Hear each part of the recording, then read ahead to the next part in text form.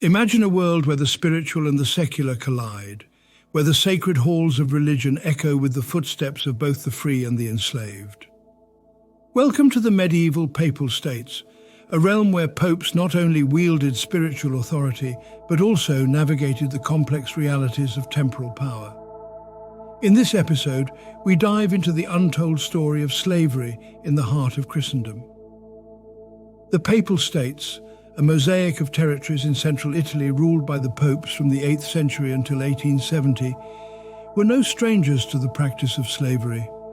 This institution, deeply woven into the fabric of medieval society, was as much a part of the Papal States as it was elsewhere in Europe.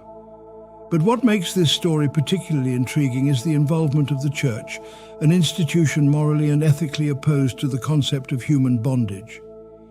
Situated at the crossroads of major trade routes, the Papal States were perfectly positioned to participate in the Mediterranean slave trade. From Venice to Rome, slaves were brought from as far as Eastern Europe, North Africa, and the Middle East. These individuals, caught in the gears of a thriving commercial network, found themselves in the markets of Italy's bustling cities. In the households of the wealthy, including those of the clergy and even the popes themselves, slaves were a common sight. They served as domestic servants, skilled artisans, and even as administrative staff. Their presence is a testament to the complex social hierarchy of the time, where one's freedom was dictated by birth, war, and trade. Let's journey back to the 6th century to Pope Gregory I, also known as Gregory the Great. Known for his reform of the Church and his contributions to Christian doctrine, Gregory's papacy also sheds light on the early Church's interaction with slavery. Historical records show that Gregory owned slaves, yet he also advocated for their humane treatment and the practice of manumission, freeing slaves as an act of piety. As the centuries progressed, the attitude of the papacy towards slavery underwent significant changes. The 15th century saw Pope Nicholas V issuing the Dum Diversas and Romanus Pontifex, papal bulls that seemingly endorsed the enslavement of non-Christians, fueling the burgeoning transatlantic slave trade. Yet this stance was not uniform across all pontiffs. In a remarkable shift, Pope Paul III in 1537 issued Sublimis Deus, a groundbreaking document that declared the indigenous peoples of the Americas as rational beings with souls, vehemently opposing their enslavement. This bull marked a significant moment in the Church's evolving stance on human dignity and freedom. Life in the Papal States, however, was a tapestry of contradictions. On the one hand, the Church's growing moral opposition to slavery clashed with the entrenched social and economic realities of the time.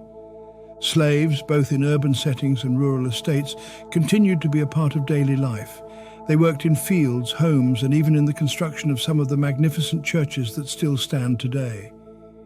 Manumission, the act of freeing a slave, emerged as a powerful expression of Christian charity. Records show instances of popes and clergy freeing their slaves, often in their wills or as public acts of piety. These acts, while not widespread, were significant in gradually shifting the Church's approach towards a more humane treatment of those under bondage. By the time of the Renaissance, the nature of servitude in the Papal States, like much of Europe, was changing. The rigid structures of slavery were giving way to serfdom and other forms of bonded labor. This transition was influenced by economic changes, moral and ethical reflections within the Church, and the broader societal transformation of Europe. In the centuries that followed, the Catholic Church, mirroring the broader European shift, increasingly condemned the slave trade and slavery. Figures like Pope Gregory XVI and Pope Leo XIII took firm stances against the practice, marking the Church's definitive break from its earlier positions. The story of slavery in the medieval Papal States is a complex tapestry, woven from threads of power, morality, and change. And as usual with the papacy, it was a bit of a case of do as I say and not as I do. Thank you for watching.